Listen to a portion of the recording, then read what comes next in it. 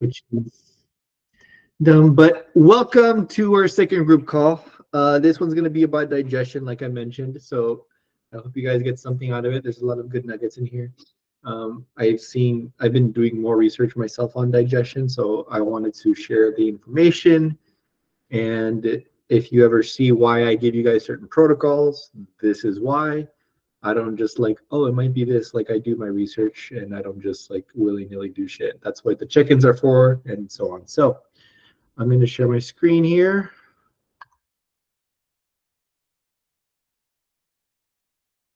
Come on, there we go.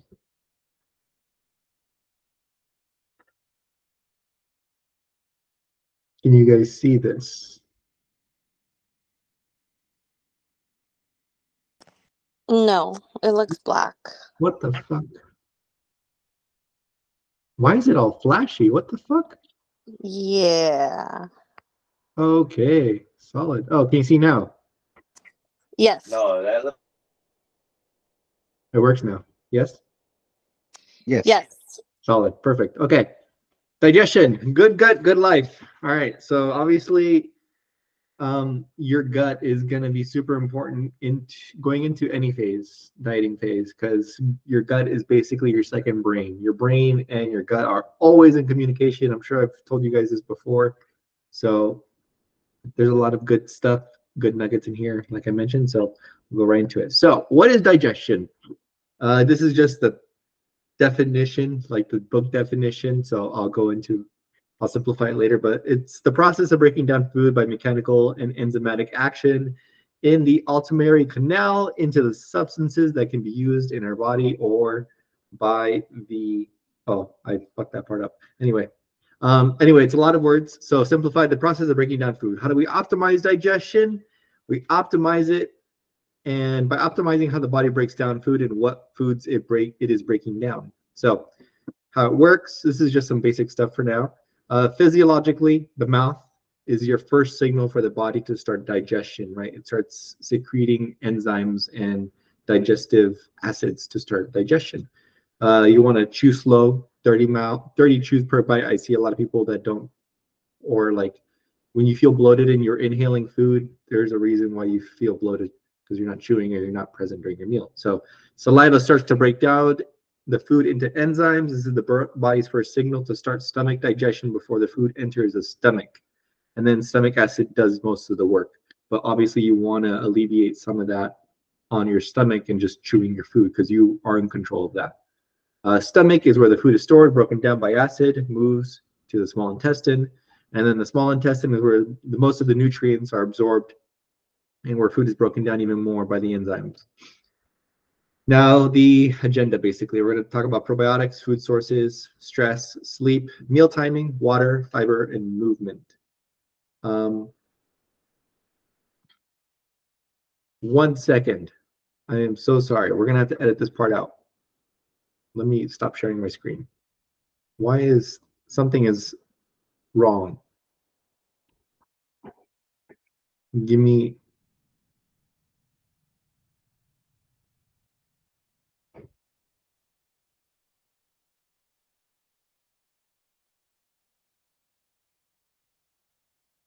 swear I updated that slide. Didn't update. That's solid. Okay.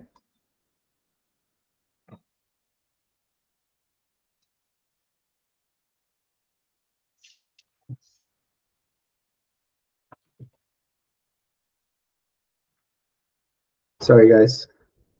1 second, 1 second. Okay.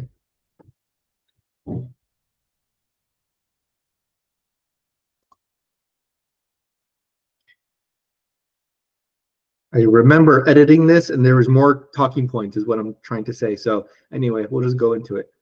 So probiotics. So a lot of people say, I'm bloated or constipated. Let me just take this probiotic, right? Uphill, a supplement. Probiotics are like little keys. This is an analogy, little keys that unlock specific doors inside your stomach, inside your your gut microbiome, your gastrointestinal tract, whatever you want to call it. These keys have access to certain doors, right, that allow things to flow better, right? But if your problem doesn't lie behind that door, then the probiotics is useless, right? You're just kind of taking a water pill, if that makes sense. So in some cases, it kind of can make things worse. And probiotics are a really good line of defense, but not my immediate action when someone has digestive issues, right? I'm not going to give you like digestive enzymes or probiotics. I would tell you like have good probiotic food in your meals, but not actual supplements. So food sources, elimination diet. I've done this for a couple clients. It can work if your diet is an absolute train wreck and you have inconsistencies, right? So what we can do for elimination diet is what I've kind of recommended to a few of you is low FODMAP, and we'll explain what it is later. But for simplicity purposes, it is you're cutting gluten, you're cutting dairy and artificial sugar and processed foods, and adding them back later as your digestion gets better. I would say 8 to 10 weeks.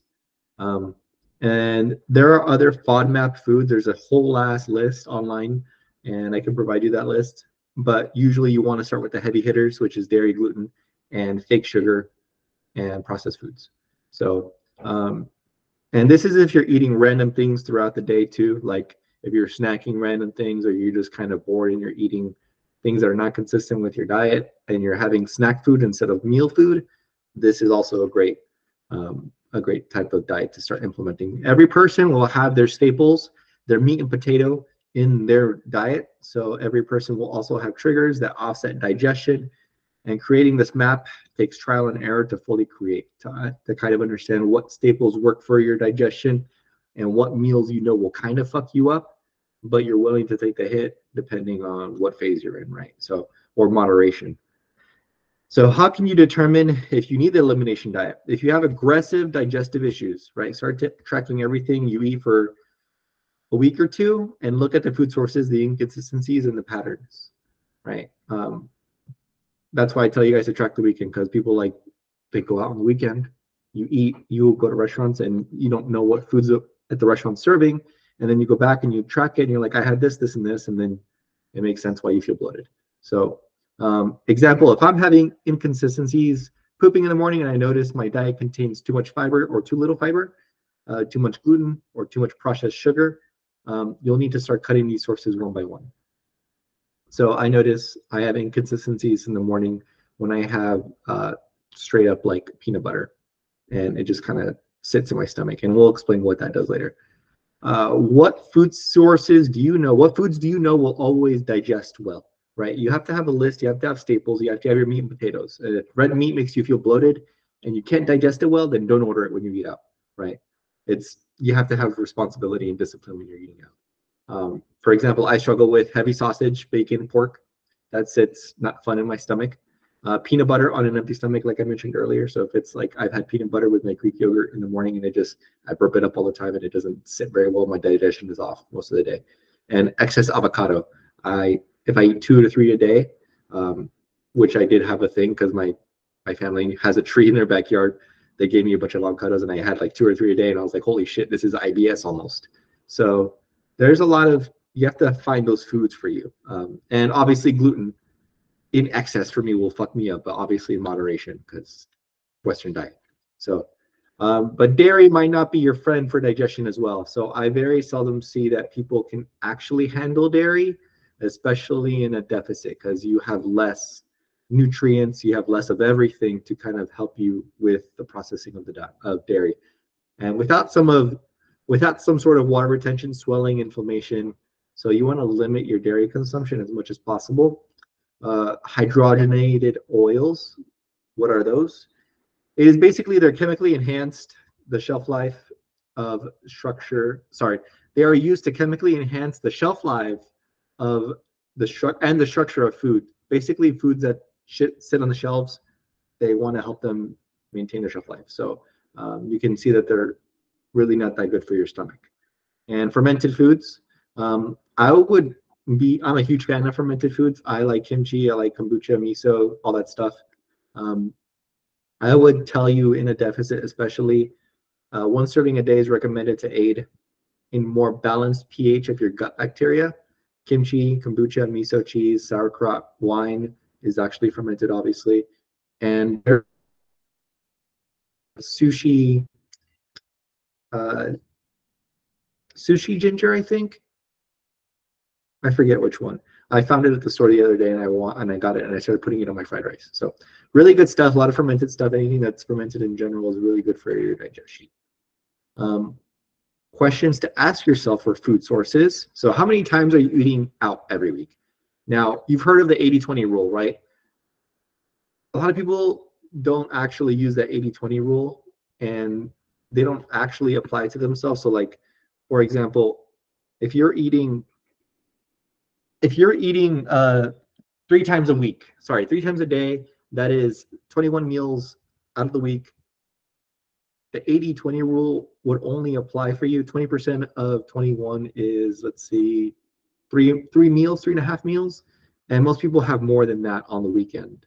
So you have to find that percentage for you, right? What I would tell you is find the number of meals that you eat out, divided by the total number of meals that you have throughout the week. And if that number is more than 20%, you need to start cutting meals out, right? The meals that you actually eat out, because obviously there's not balance, and your gut pH isn't in balance, and obviously you haven't found balance in actually feeding yourself at home first. So the more meals that you have in the day, that number increases. So like, for example, I have 5 meals a day on average. That's 35 meals a week. 20% of that, that's 6 meals a week that I still fit within the 20% rule. And that can basically be a free little dessert every night, or that can be 2 to 3 meals on the weekend that are still responsible with high protein and fit all my needs and don't fuck up my gut, but I can still have that flexibility. So it comes down to the number of meals and fitting within this statistic. So how many times are you consuming alcohol? Something I don't talk about often, but it needs to be addressed actually more often. Are you drinking every single weekend? It's always good. It's always going to trigger digestive issues. Even though your body adjusts and adapts to alcohol, it doesn't mean that it's good for you.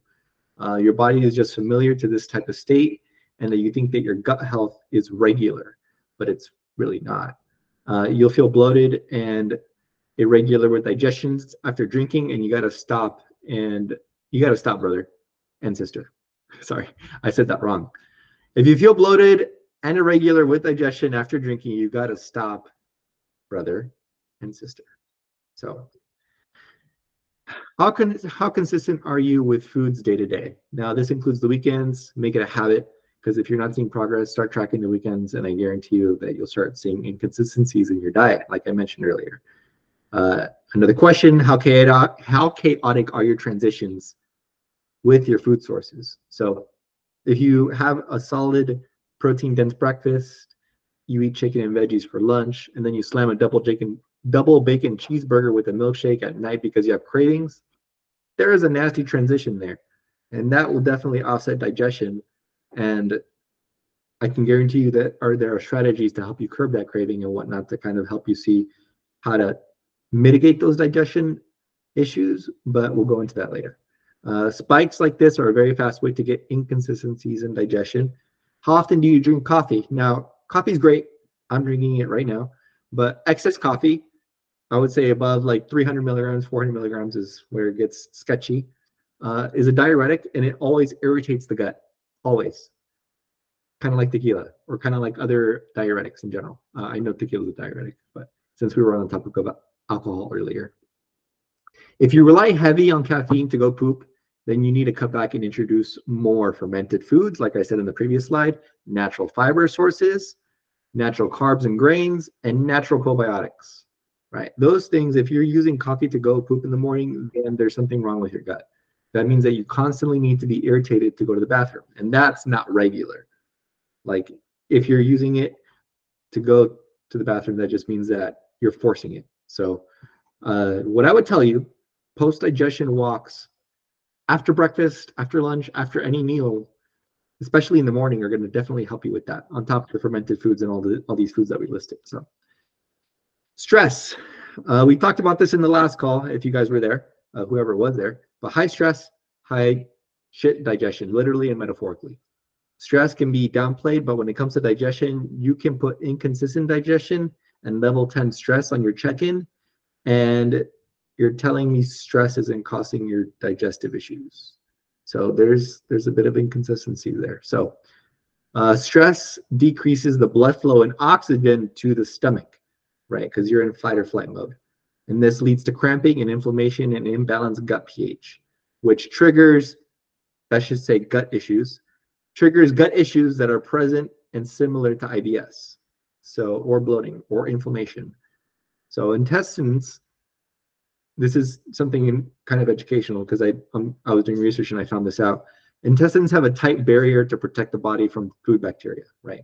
So when you have high stress, it makes that intestinal barrier weaker.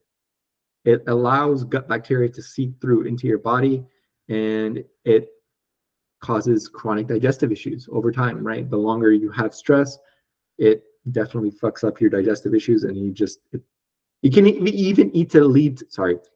even lead to illness. That's why you see people get sick very often when they're under a lot of stress, because their intestinal wall is weak, and they can't process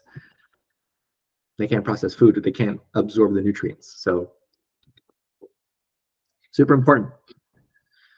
Chronic dieting for long periods of time in a dieting phase is also high stress. It is a form of high stress. That's why there's ways to alleviate dieting phases. I don't want you guys to diet for a long time, and we make sure that you understand how to. So shit quality sleep can also affect the body the same as high stress. I want you guys to read that again.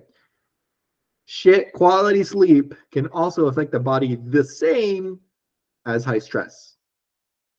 So they're matched, but you can control sleep and how much sleep you actually get compared to how much stress you absorb. Does that make sense? So if it were up to me, I would control my sleep, get 7 to 9 hours a night, and whenever the stress comes, I moderate it, I regulate, like Ash has told us in previous calls, and mitigate the stress as much as possible, because that is external. But the sleep is something that you can control. So fix your sleep and you'll tackle half the problem. 7 to 9 hours is a sweet spot to have optimized digestive issues. I don't need to tell you guys this often, but I do need to tell you guys often. If you sleep in for 10 plus hours, usually digestion is going to be off for a couple hours, sometimes days. Or if you wake up early as fuck and you get 3 to 5 hours of sleep, airport travel, night shifts, events, whatever, your digestion will also take a hit for a couple hours, and you feel bogged down for most of the morning. Why? And this is because of your circadian rhythm, and we'll probably talk about this on the next call, which is also something really important.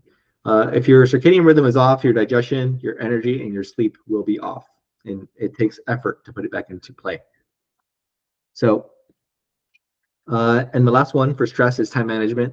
If you're always in go, go, go mode and you don't sit the fuck down to eat your food in a calm manner and you're not present, digestion is going to be fucked. I've been there. I get it. I'm on my phone, and there's ways to mitigate this. So if you want, I would test yourself and do this. Eat your biggest meal without your phone one day and notice your digestion. And then eat your biggest meal with your phone one day and notice digestion. Chances are you're scarfing down your food without chewing much. On top of that, you're in high stress, you're in go, go, go mode, and your gut now has to do all this work, but your pH is off because you're in high stress mode. So you feel bloated. And then your intestinal wall starts to weaken because you're stressed out. See this domino effect, because you're just not sitting the fuck down, noticing and chewing your food and just like relaxing, because you can always go back to work. You can always do the things. And I've been there. I get it. Like, I'm on my phone, and sometimes I'm eating my dessert at night and I'm like, fuck, I just ate it so fast. I didn't even get to enjoy it. And then my mind says, you can have more because you didn't even have it. And then most people would go back and have more because they're distracted, right? And this is what causes toxic eating cycles. So do this. This will help you a lot, because I noticed this week on my last week of my mini cut at my lowest calories, and I was like, fucking hell, all my food is gone within seconds. At least the food that isn't like super dense, mostly my desserts, my small little my treats. But my actual meals, I sit down and stay present and I eat, and I don't like fucking force myself to work a lot. And then I go back into work. So there's create that boundary for yourself. So we've talked about this, the stress to rest, which is parasympathetic to sympathetic, or sorry, sympathetic to parasympathetic. Uh, Basically what Ash has talked about in the past. But training, estrogen dominance, which is a hormone, dieting too long, too much cardio, and life stress can cause you to be in this fight or flight mode and in sympathetic mode. So too much stress can cause less acid in the small intestine to break down food. If you're training 5 to 6 days, pull back to 3 to 4 days, RPE 6 to 7, which is 3 to 4 reps shy of failure. Full cardio to 3 to 4 low steady state days, 30 minutes and no hit. And then lots of walking outside, get some sun. Digestion needs to be in parasympathetic, not sympathetic.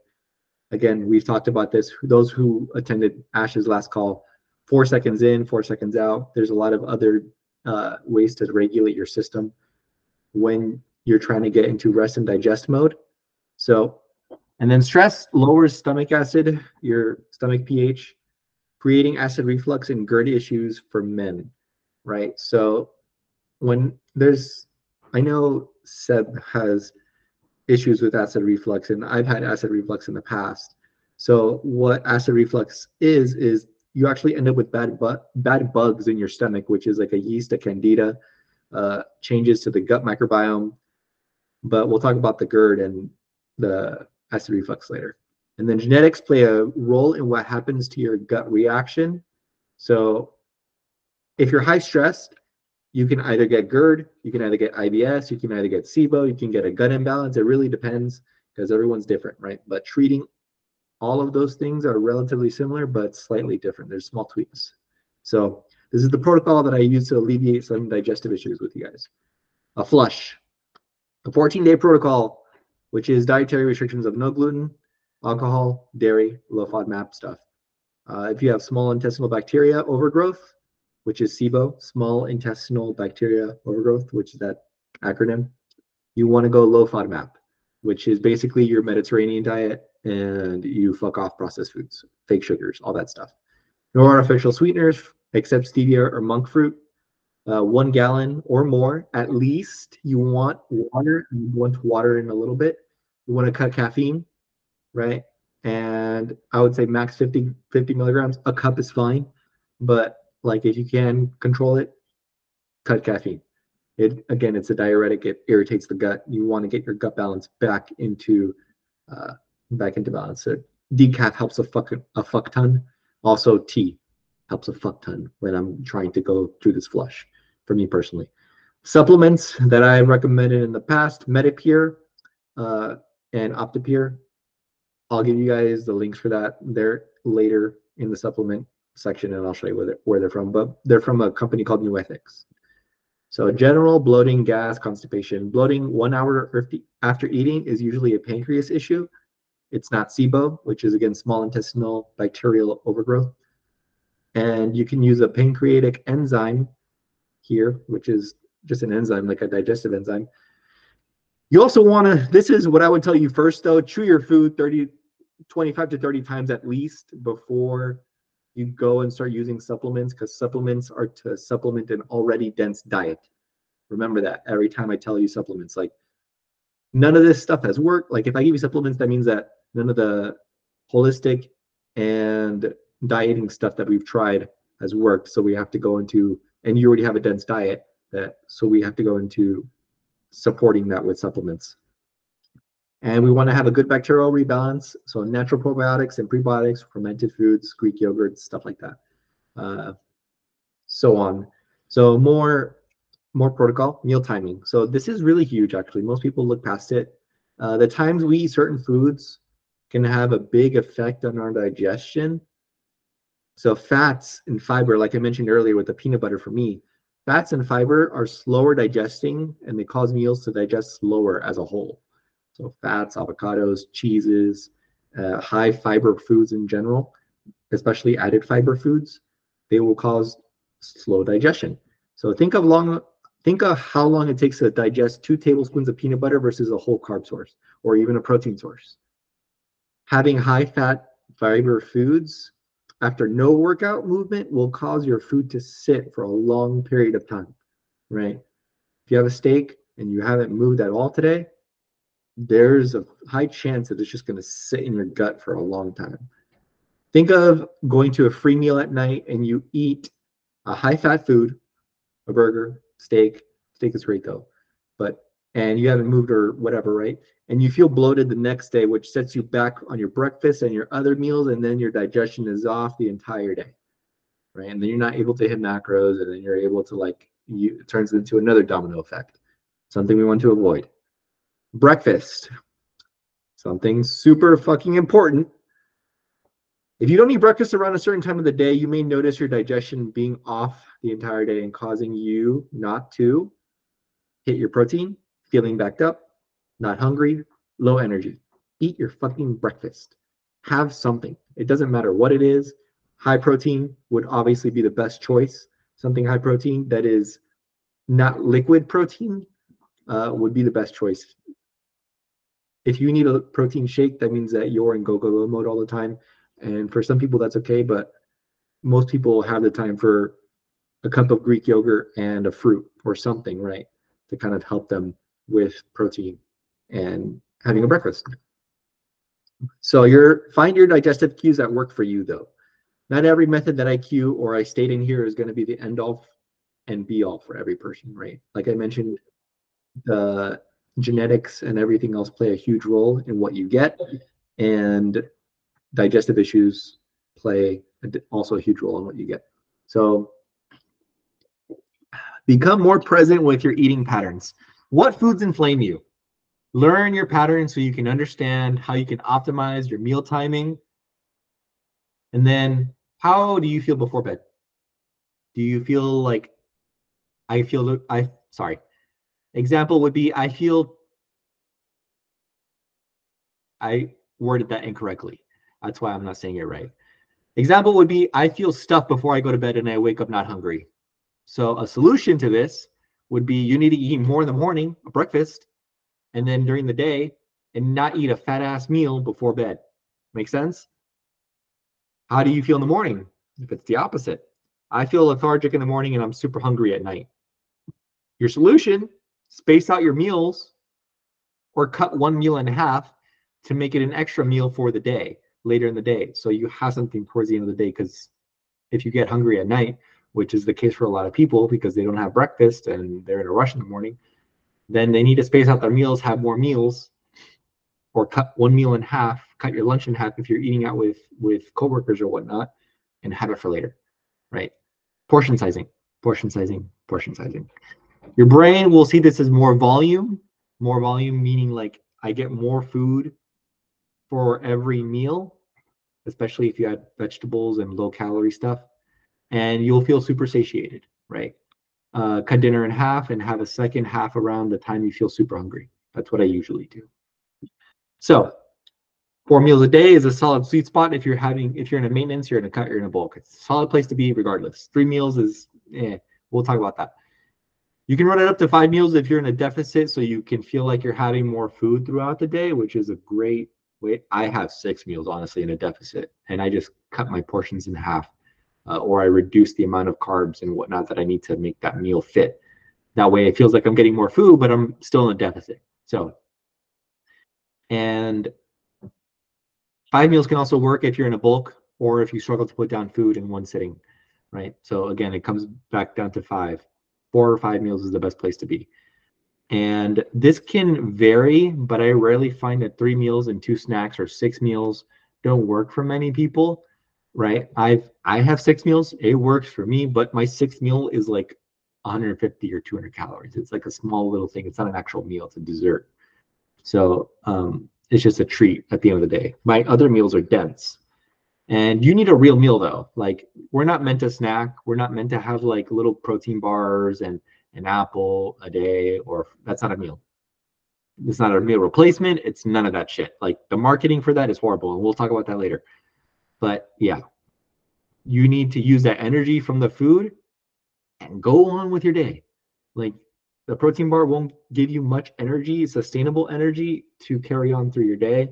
So you need to choose whole, dense meals. So water, this goes without being said. So it helps create saliva.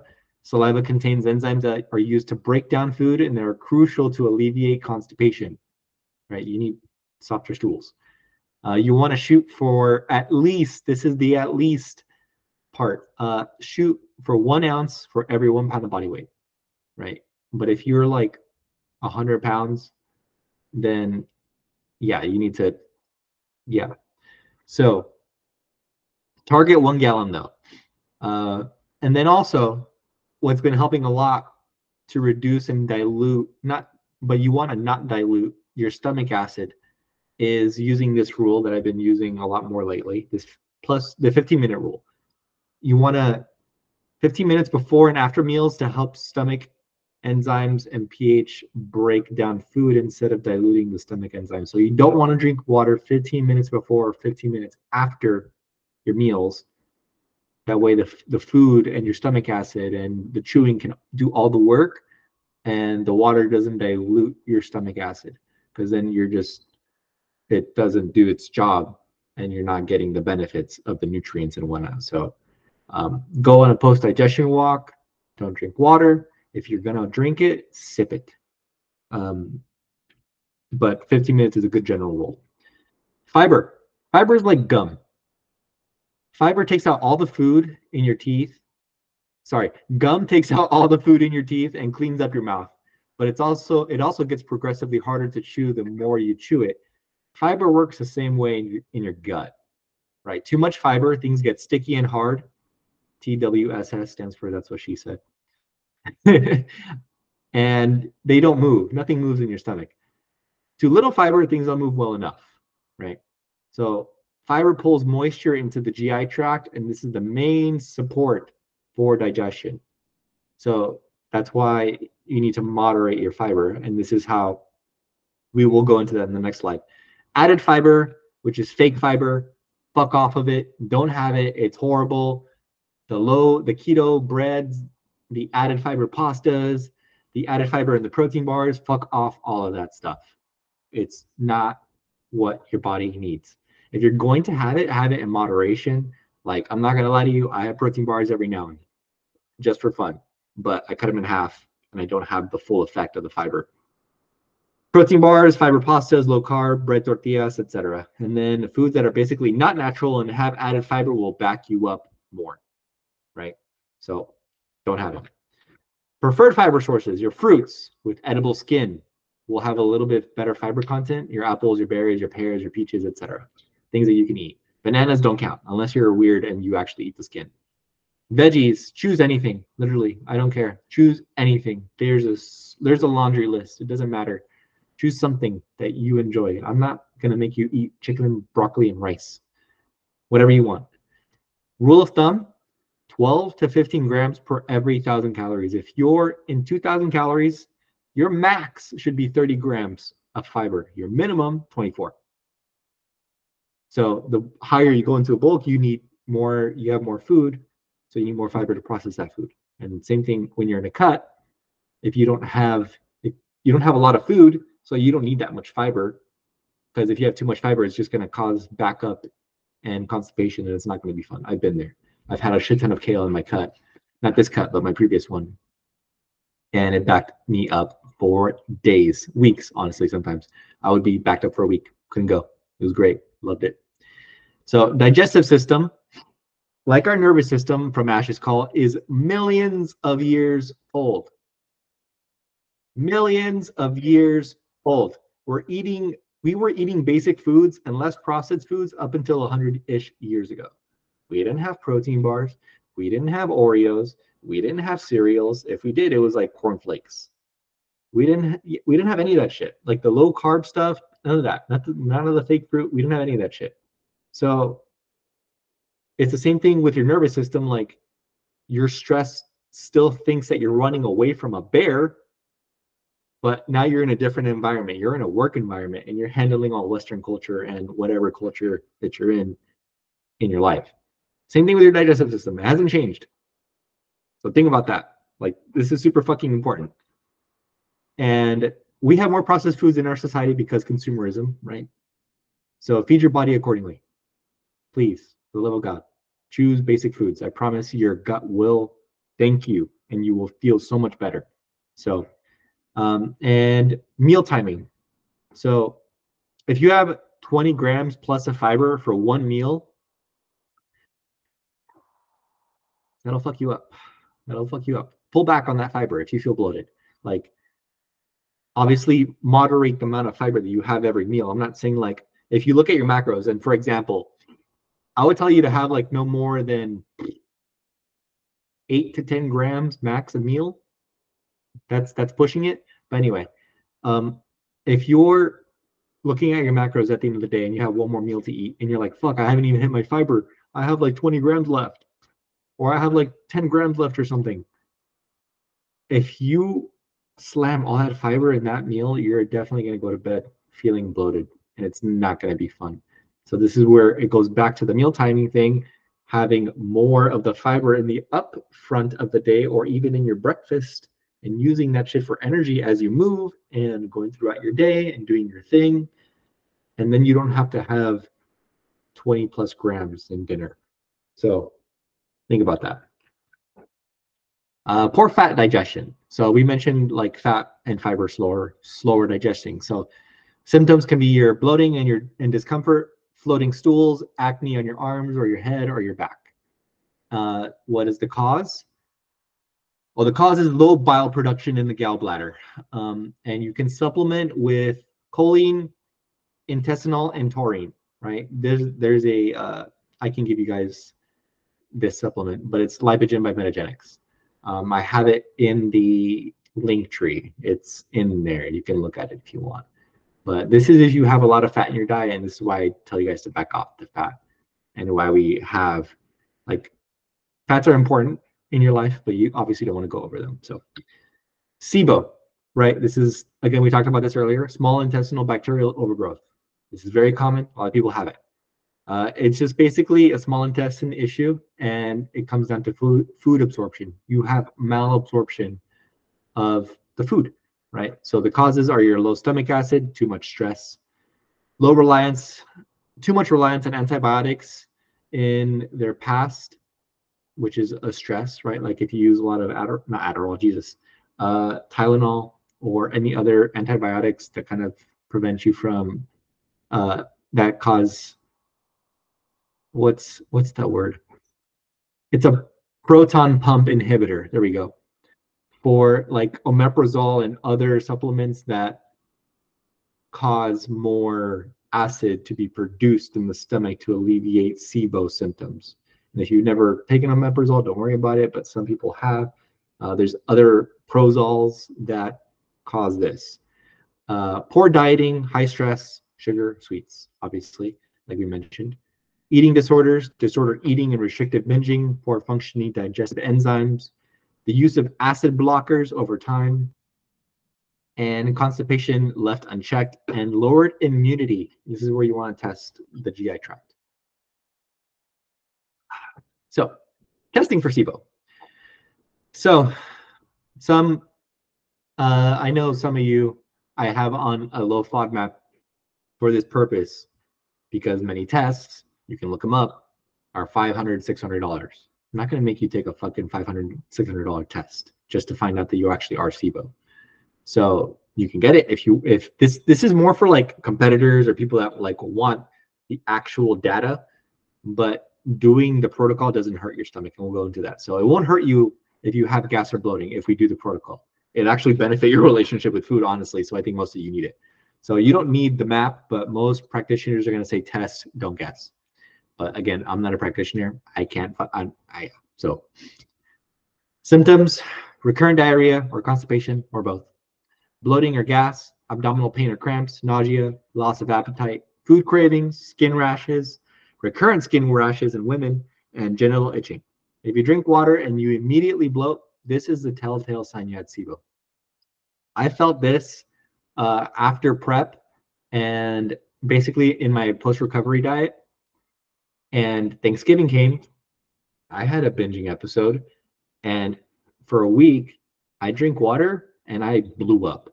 It was horrible. It was so uncomfortable, the worst. And that's when I did the reel on the gluten free for about 14 days, I believe, or 3 weeks. 2 weeks or 3 weeks, either one. Helped so fucking much. And I knew that gluten was the main cause because that's mostly what Mexican uh what Mexican pastries and a lot of the meals, tamales and whatnot, would have at Thanksgiving. There's a lot of gluten and also meat that doesn't have a lot of fiber, and it's just a recipe for SIBO. So not a lot of good stuff, but great stuff, but too much of it. Sorry.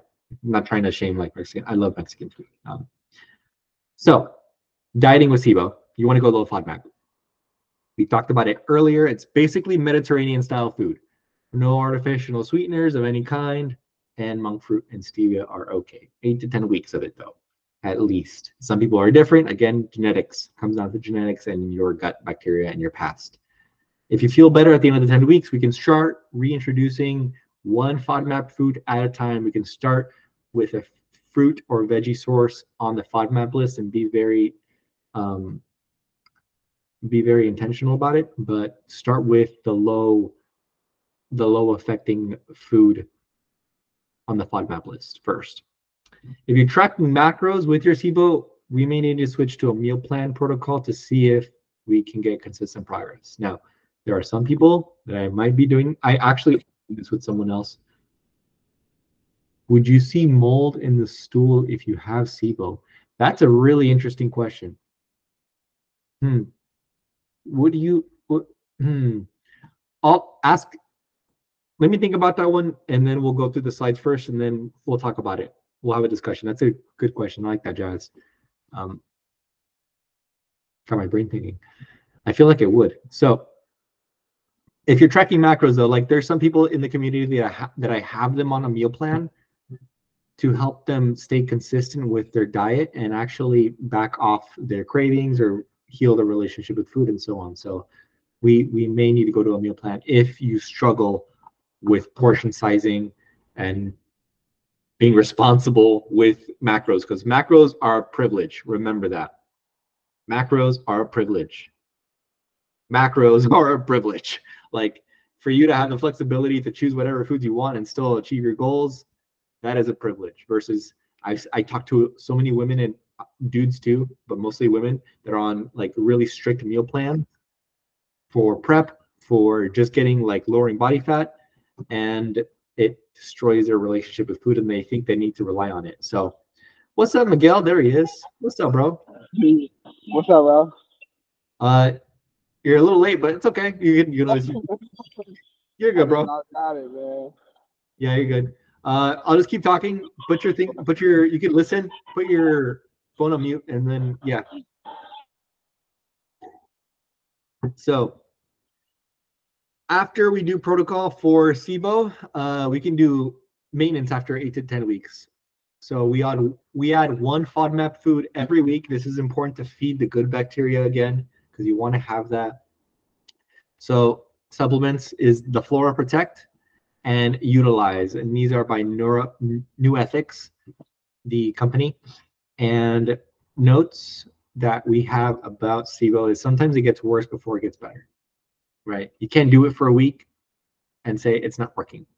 That's like working out for 2 days out of the week for 4 weeks and saying that you're not getting any progress. Like this comes down to consistency and building that moderation over time. So sometimes you get headaches, sometimes you get cramping, sometimes you get bowel movements and even rashes, right? It depends. Genetics. They play sometimes. I haven't seen anyone get this, but I've heard from a nutritionist.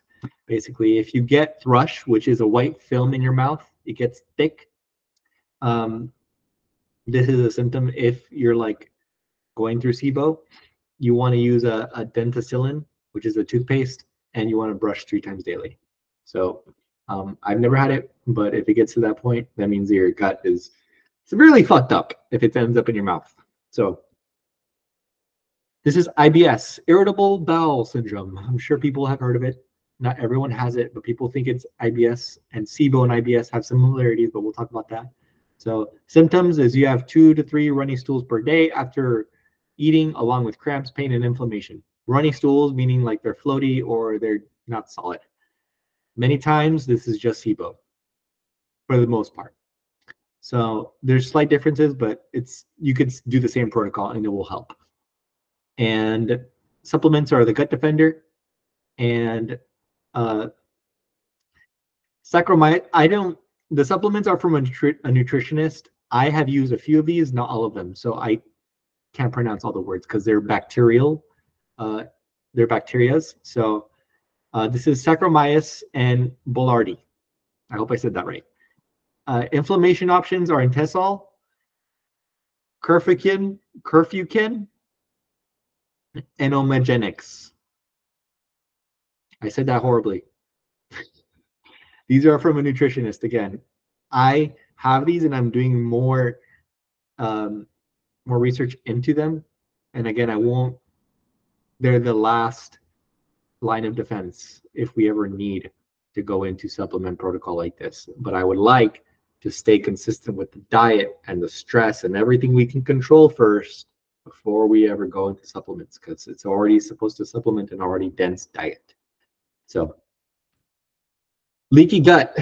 Leaky gut is just an increase in permeability of the intestinal walls, right? Stress equals weakened intestinal wall equals less immunity, which equals digestive issues. So digestive condition in which bacteria and toxins are able to leak through the intestinal wall and may cause a widespread of inflammation. The protocol would be no gluten, low FODMAP, no dairy, no alcohol, all of that.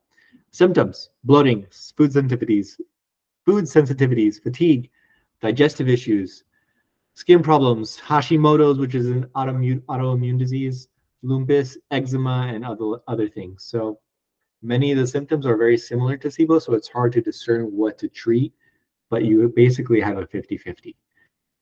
How to fix it? You want to go low FODMAP. Notice how I say low FODMAP for a lot of these things, because it fucking fixes a lot of the things rather than throwing supplements at the wall. Lower stress and cardio. Add a probiotic like Flora, or just add natural probiotics and prebiotics, fermented ones. Zinlori, which is another supplement. Glutamine, which is a more natural supplement. It's found in actually a lot of foods. You can find glutamine in a lot of foods. And pre-workouts, sorry. And yeah. And aloe vera juice, 50 ounces per day. 50 ounces 3 times per day, sorry. Meal 1s, 3, and 5. And curcumin, which is just a protocol to lower inflammation. So leaky gut versus SIBO. How do you know which one? So if there's no sign of autoimmune disease, you want to get blood work, and it would help you determine what's best. But I would go with the SIBO protocol first. And the SIBO just really means that, the SIBO just means that you can basically low FODMAP this, low stress, pull back on everything, and actually figure out which one it is. So usually you can go SIBO because SIBO causes leaky gut, and if there's a combination of constipation, diarrhea, and bloating, then you want to run the SIBO protocol first.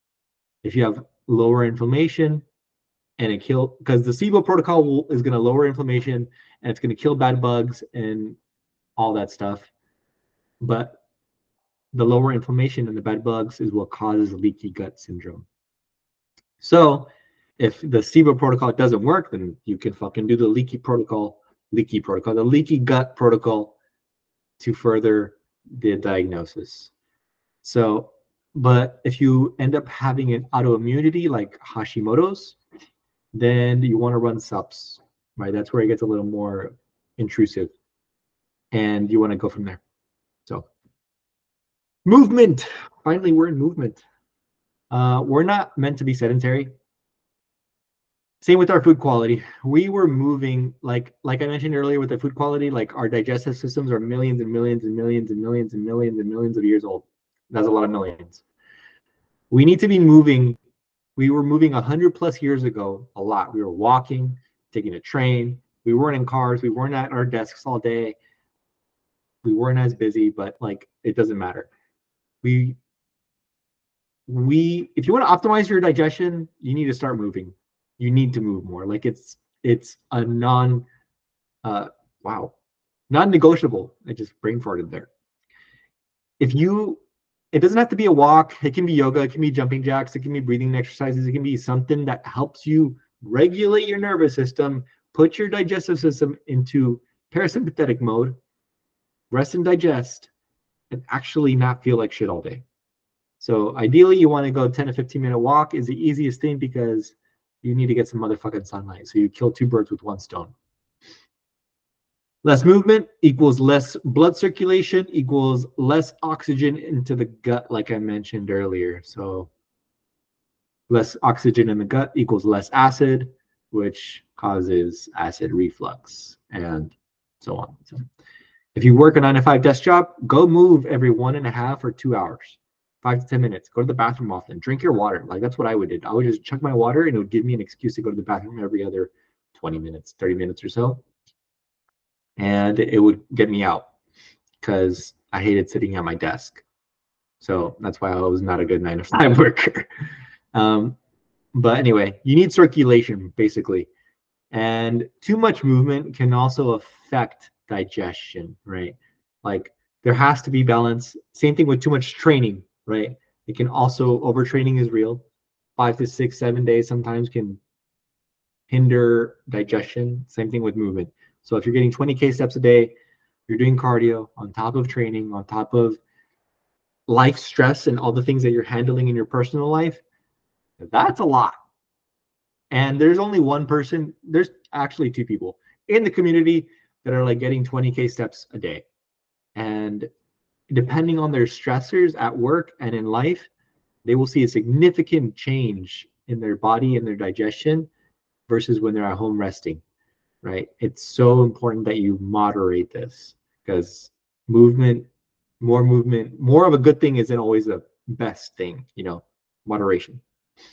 So things that are in a relaxed state allow them to digest and process. You want to be in the parasympathetic CNS, which is the rest and digest. The more we are in this state, the more digestion will be optimized. So again, that comes down to rest and digest with breathing techniques as well. Intra-workout carbs, this is just a random point that I thought I'd throw in there. When you eat, your body pushes blood into your gut to move your intestinal walls and away from the muscle, right? Which is not what we want. We want blood in the muscle when we're training. If you have Gatorade before the gym, if you have Gatorade during the gym, or if you have something that has carbs in it or sugar in it at the gym, you need to drink it or eat it before the gym instead, and allow the digestion to be utilized and optimized and allow more blood flow in your gut. So your pre-workout needs to be like your pre-workout food needs to be like an hour before the gym or 30 minutes before the gym, so you have time to digest and actually have blood in your muscle when you're training.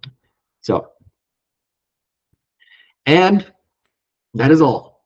I didn't put a Q&A slide. I should have, but yeah. Dun dun. If anyone wants to come off mute, ask any questions. I know the mold in the stool with Jazz. I would say I've never heard of that. I can do more research. I'm not going to say yes, but there's a high chance because that just means that if it's moldy, what do you mean by mold? Let me ask you that. What do you mean by mold, Jazz? Because that's an interesting situation. No, this was something I had noticed a couple of weeks back. And it happened like once, but it had gotten me thinking about, well, maybe there is an overgrowth. Yeah. And so it was just like, it looked a little fuzzy. Like it looked like stool, but in certain parts of the stool, it just looked a little moldy, a little fuzzy. That would make sense. Obviously, you need bacteria, kind of bad bacteria, like bacteria that shouldn't belong in your stomach, to have mold. That's what mold is just bacterial overgrowth. So that was a few weeks ago before we started the low FODMAP. Yeah, that was a few weeks ago. I'm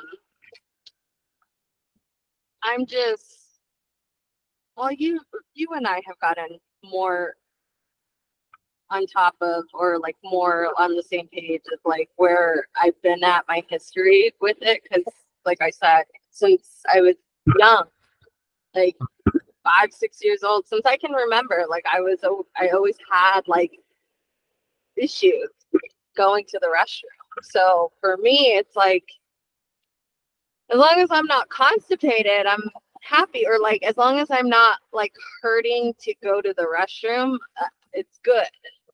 You're right. And But how often are now, you going to the restroom? how often now? Well, since this week and being very mindful, I go maybe twice a day. Okay, that's good. Nice. Versus my like one a day. Yeah. And it's pretty regular, like when I start to go. I'm not right first thing in the morning. That's the first thing I do necessarily. But it will happen within 1 to 2 hours of me being awake. So okay. Those are all wins for me. That is a win. So question about the mole. What color is it? I don't remember, to be honest. It just maybe a little white looking. Like it was just noticeable. I always look in the toilet, even though that's weird. But it's because I'm trying to figure out what is going on. But it just looked, a little like whitish, greenish, maybe. It was very little, but it was enough for me to be like, I've never seen that before. That could be something. And then I actually, and this is something I haven't disclosed to you, but I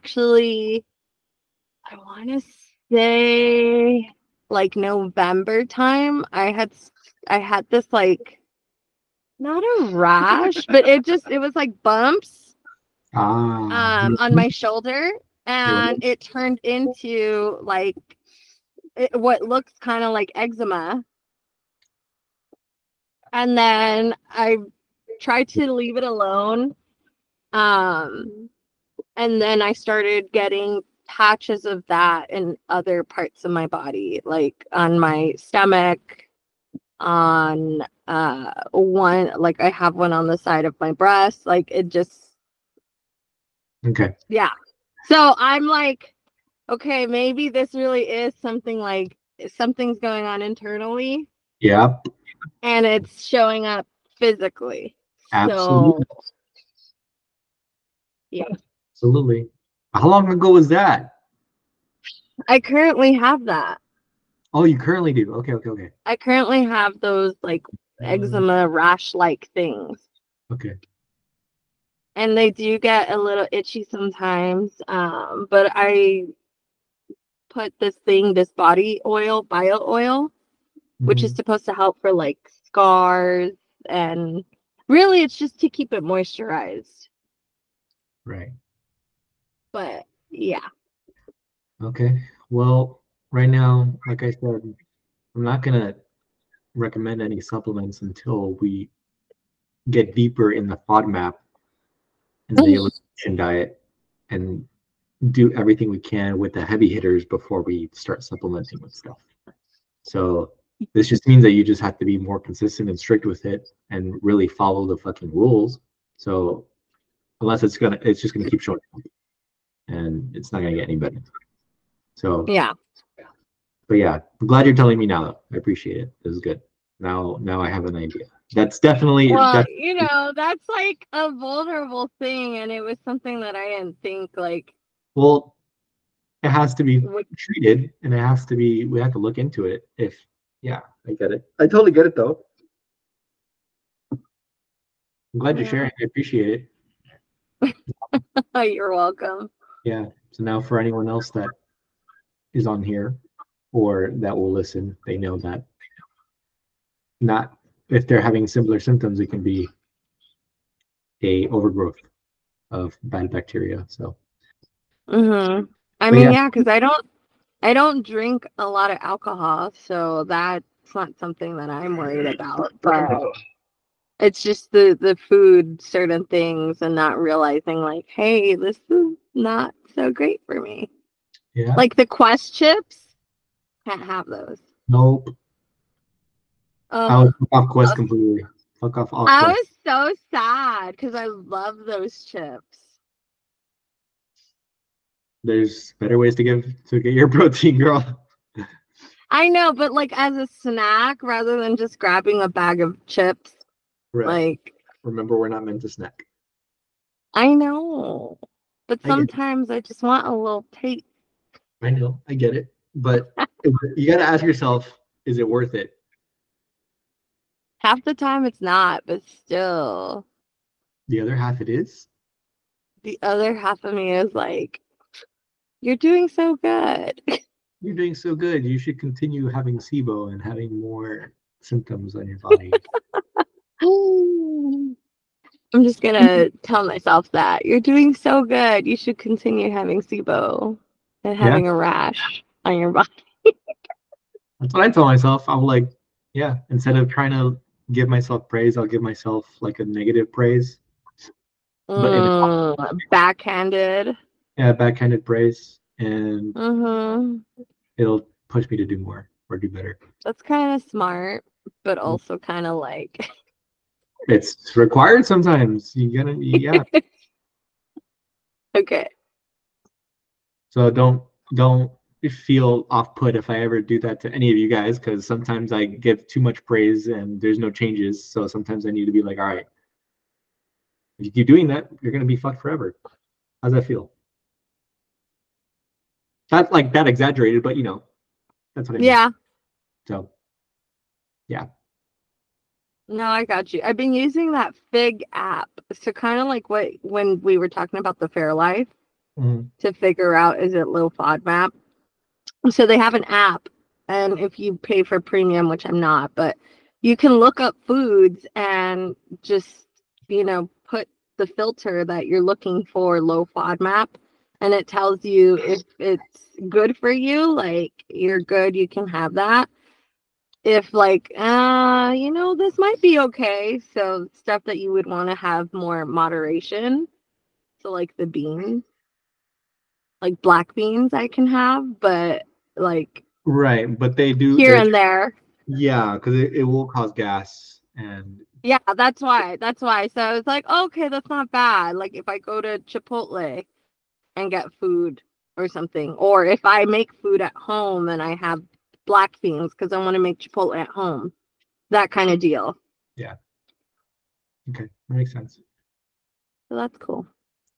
Yeah, well, I have to cut it short here. I'm sorry, guys. I have a call like right now with someone else in the community. They're not on here, but and Miguel's talking, but I know Miguel's talking. I can't. He sounds mad. I'm sorry, bro. And